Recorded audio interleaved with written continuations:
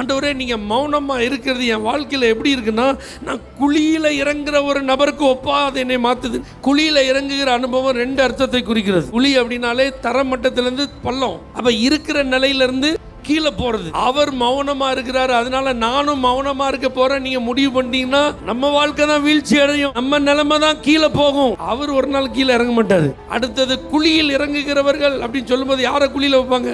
இனிமே நான் உயிரோடு இருந்து பிரயோஜனம் இல்லை, இனிமே இந்த ஆசீர்வாதத்தை நான் பெற்றுக்கொண்டாலும் எனக்கு பிரயோஜனம் இல்லை அப்படிங்கிற ஒரு நிலைமை இருக்கு பார்த்தீங்களா, அதுதான். ஆனா நீங்க நம்புறீங்களா இப்படி ஆண்டவர் விடுவாரா? இருக்கிற நிலையிலிருந்து உங்களை கீழே இறங்க விடுவாரா? ஒரு நடை பிணத்தை போல வாழ கர்த்தர் அனுமதிப்பாரா? கண்டிப்பா செய்யவே மாட்டார். நீங்களும் நானும் ஜீவனுள்ள தேவனுக்கு சாட்சிகள் தான்.